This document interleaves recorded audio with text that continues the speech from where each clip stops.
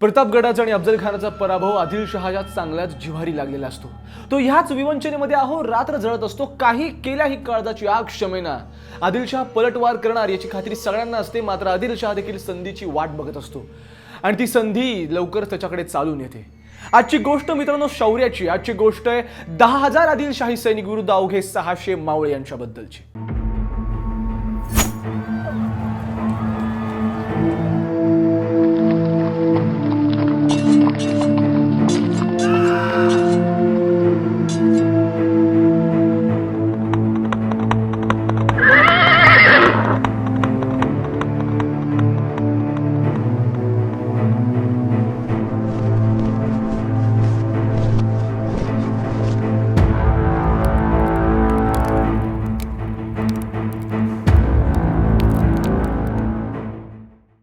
वर्ष 1660 अफजल खानाचा कोथळा बाहेर काढल्यानंतर स्वराज्याची आगेकूच अशीच चालू असते आणि बघता बघता वाई, सातारा, कोल्हापूर, पन्हाळा सुद्धा छत्रपती शिवाजी महाराज आणि स्वराज्य हे ताब्यात घेतात। पन्हाळगडावरती छत्रपती शिवाजी महाराज आहेत ही खबर आदिलशहापर्यंत पोहोचते।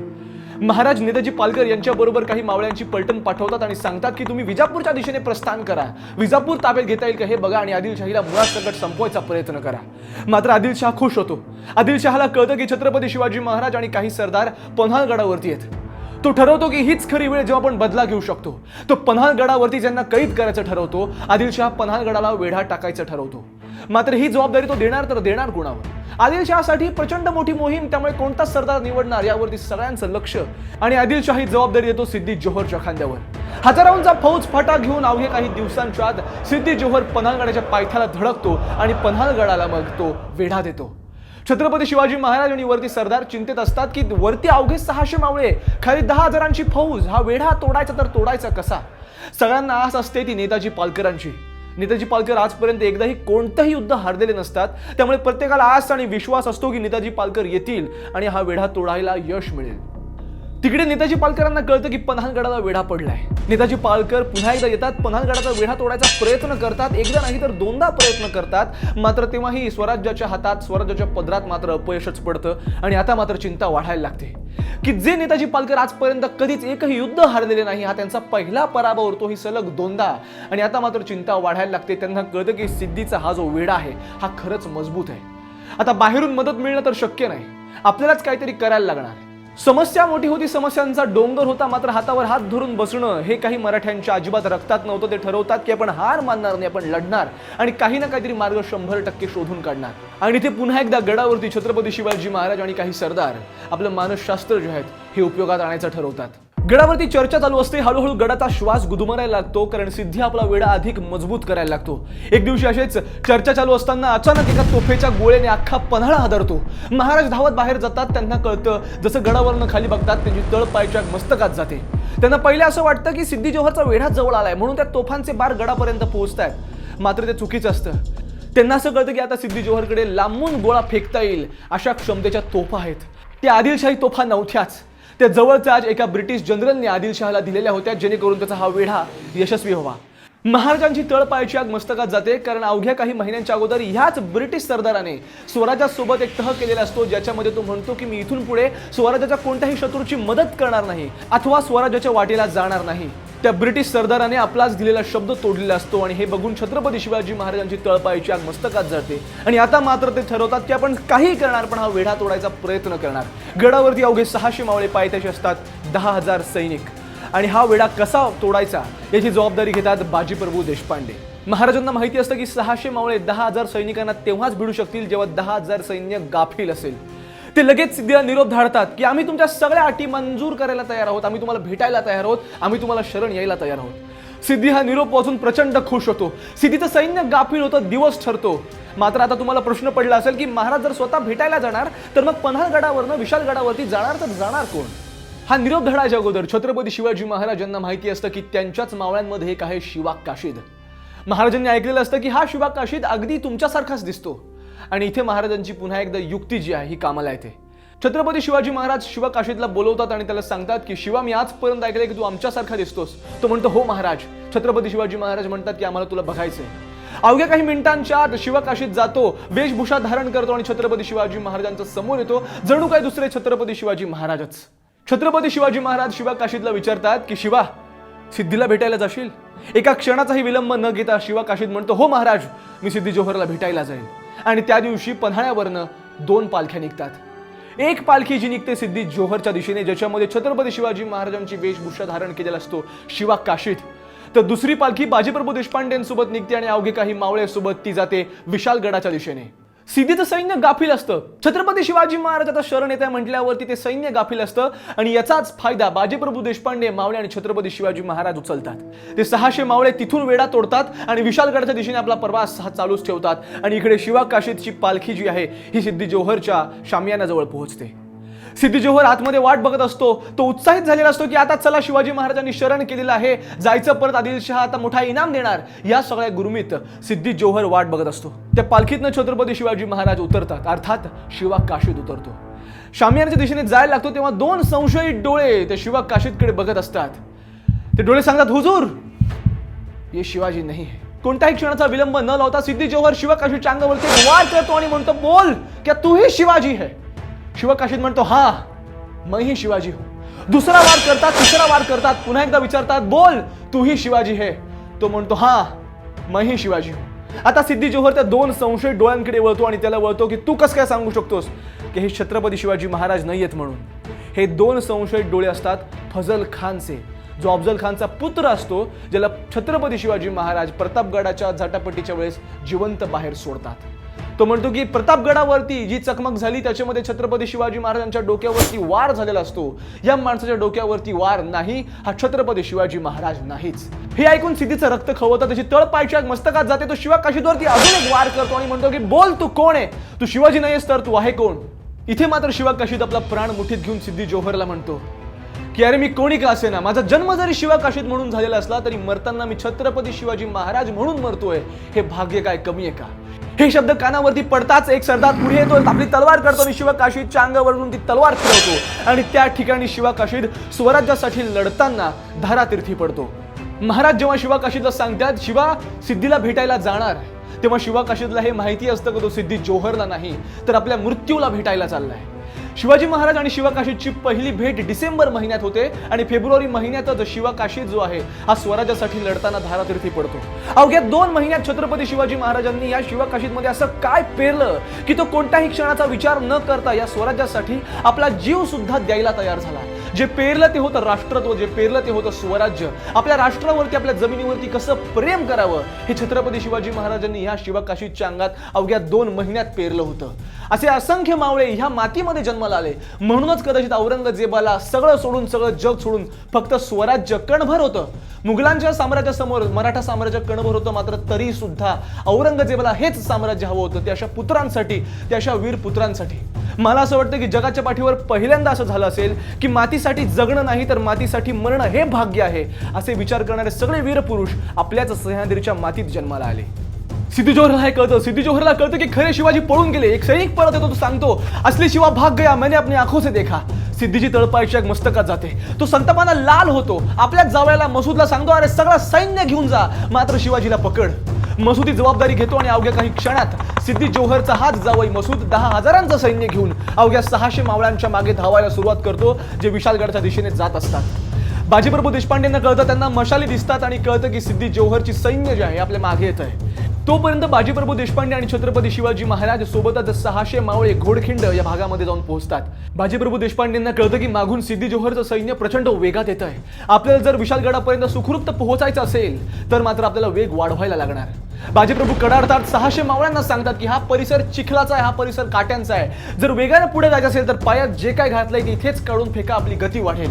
अंगावरती जे जे जड आहे ते इथेच टाका, फक्त शस्त्र घ्या आणि विशालगडाच्या दिशेने आपला प्रवास चालू ठेवा, आपल्याला गती वाढवायला लागणार. मावळे पुन्हा एकदा प्रचंड वेगाने ह्याच काटेरी वाटेतनं पुढे जायला लागतात. कुणाच्या पायात काटे टोचतायत, आजूबाजूला काटे टोचतायत, शरीरावरती असंख्य जखमा होत आहेत, मात्र एकही मावळा न थांबता विशालगडाच्या दिशेने आपला प्रवास वेगाने चालू ठेवतो. तेवढ्यात त्यांना एक वाईट बातमी कळते. विशालगडाच्या दिशेने गुप्तहेर धावत येतो आणि तो सांगतो की महाराज महाराज विशालगडाला सुद्धा वेढा पडलेला आहे. आणि इथे मात्र समस्या अजून वाढतात. आणि इथे छत्रपती शिवाजी महाराज आणि सोबतच बाजीप्रभू देशपांडेंना कळतं की एक वेळा 10,000चं सैन्य मागे टाकून कसे बसे आपण घोडखिंडीपर्यंत पोहोचलोय. विशालगडाला जायचंय तर तिकडे सूर्यराव सुर्वे आणि सोबतच जसवंतराव दळवी यांनी वेढा टाकलेला आहे. आणि आता मात्र बाजीप्रभू देशपांडे छत्रपती शिवाजी महाराजांना विनंती करतात, महाराज तुम्ही 300 मावळे घेऊन विशालगडाच्या दिशेने प्रस्थान करा, तिकडचा वेढा तोडा, इथे मी उभा राहतो घोडखिंडीमध्ये, छातीची ढाल करतो, जीवाची बाजी लावतो आणि एकाही आदिलशाही सैनिकाला विशालगडाच्या दिशेने मी येऊ देणार नाही. एकाही सैनिकाला 10,000ची जरी फौज असली तरी 300 मावळ्यांसकट मी इथे एका भिंतीसारखं उभं राहील आणि एकही सैनिक ही घोडखिंड पार करू शकणार नाही. शेवटी असं ठरतं की महाराज जसे विशालगडावरती पोहोचतील 3 तोफांचे गोळे धाडले जातील, ज्याच्याने बाजीप्रभू देशपांडे यांना कळेल की महाराज सुखरूप गडावरती पोहोचतात. रात्रभर लढलेले असतात, एक वेढा तोडून आलेले असतात, असंख्य मावळे रक्तबंबाळ झालेले असतात, मात्र महाराज विशालगडावरती सुखरूप पोहोचलेच पाहिजे हाच निश्चय प्रत्येकाच्या मनात असतो. बाजीप्रभू देशपांडे आणि 300 मावळे छातीची ढाल करून आदिलशहाच्या 10,000 सैनिकांची घोडखिंडीमध्ये वाट बघायला लागतात. तिकडून मसूदचे सैन्य घोडखिंडीमध्ये बाजीप्रभू देशपांडे आणि 300 मावळे. जसं मसूदचं सैन्य दिसतं तसे बाजीप्रभू देशपांडे हर हर महादेव ओरडतात आणि ह्याच गर्जनेने अवघी घोडखिंड गरजते. 300 मावळे आणि समोर 10,000ची फौज आपसात भिडायला लागली. घोडखिंडीमध्ये फक्त तलवारींचा आवाज ऐकू येत होता. धुमश्चक्री उडाली, रक्तबंबाळ व्हायला लागली. जी सह्याद्री एरवी हिरवी चादर ओढते ती रक्तानं लाल व्हायला लागली. सगळ्या 300 मावळ्यांना एकच आस की महाराज गडावरती पोहोचले आणि त्या 3 तोफांचे गोळे ऐकू येतात की नाही. तिकडे महाराजांसमोर वेगळाच प्रश्न, समोर सुद्धा फौज, समोर सुद्धा वेढा लागलेला. आता 300 मावळे आणि छत्रपती शिवाजी महाराजांना हाही वेढा पार करायचा असतो. त्यांनाही घाई झालेली असते. अरे माझे बाजीप्रभू देशपांडे तिकडे लढतायत, कधी तोफांचा मी तिकडे सलामी दिला आणि त्यांना कळेल की मी सुखरूप पोहोचलो, ही चास महाराजांना सुद्धा लागलेली असते. महाराज दोन्ही हातांमध्ये दांडपट्टा घेऊन पराक्रम गाजवतात. गडावरती विशालगडावरती किल्लेदार असतात, त्यांना कळतं की खालून वेढा तोडायचा प्रयत्न करतायत, ते वरतून आपलं सैन्य घेऊन खाली जातात. इकडे बाजीप्रभू लढतायत, तिकडे छत्रपती शिवाजी महाराज लढतायत. दोघांना आस त्या तोफांच्या आवाजाची. दोन्ही ठिकाणी रक्ताच्या धारा वाहू लागल्या. छत्रपती शिवाजी महाराजांना घाई असते गडावर पोहोचवायची आणि बाजीप्रभू देशपांडेंचे सगळे कान असतात विशालगडाच्या दिशेने. इथे मात्र बाजीप्रभू देशपांडे आपल्या जीवाची बाजी लावून लढत असतात. ते वाट बघत असतात महाराज गडावरती कधी पोहोचणार. मसूद रक्ताने लाल होतो, रक्त खवळायला लागतं. त्याला प्रश्न पडतो की अरे हे मुठभर मावळे माझं एवढं मोठं सैन्य कसं काय राखून ठेवतायत, ते पण घोडखिंडी सारख्या एका छोट्या वाटेमध्ये. तो पुन्हा एकदा आपल्या सैन्याला सांगतो पूर्ण जोराने जा, पूर्ण जोराने मराठ्यांना मागे ढकलायचा प्रयत्न करा. मात्र एका भिंतीसारखे, एखाद्या सह्याद्रीच्या पर्वतासारखे खंबीरपणे बाजीप्रभू देशपांडे आणि 300 मावळे तिथे उभे राहतात. 3 प्रहर उलटून जातात तरी सुद्धा अजून गडावरनं कसा आवाज आला नाही. गडावरच्या आवाजाची आज बाजीप्रभूंना लागलेली असते तर तिकडे तो वेढा निसटतो. छत्रपती शिवाजी महाराज पटकन किल्लेदाराला सांगतात की गडावरती जा आणि 3 तोफांची सलामी द्या, माझा बाजी तिकडे लढतोय. आणि इथे मात्र मसूद ठरवतो की आता इथल्या युद्धाचे सगळे नियम मोडायचे, काही करून ही घोडखिंड पार करायची. आणि इथे ब्रिटिशांनी दिलेल्या पिस्तुलाचा वापर करायचा निर्णय मसूद घेतो आणि तोच आदेश आदिलशाही सैन्याला देतो. 300 मावळे घोडखिंडीमध्ये छातीची ढाल करून जीवाची बाजी लावून 10,000च्या सैन्यासमोर लढत होते. मात्र तरी सुद्धा 10,000च्या सैन्याला दगा करावा लागला. महाराज खूप अभिमानानं सांगायचे की अरे माझा एक मावळा 100 सैनिकांच्या बरोबर आहे. मात्र आज घोडखिंडीमध्ये एक मावळा 1000 सैनिकांच्या बरोबर होता आणि याची साक्ष स्वतः घोडखिंड आणि सह्याद्रीची ती पर्वत रांग देत होती. आणि मसूदचं सैन्य पिस्तुलांचा वार करायचं ठरवतं.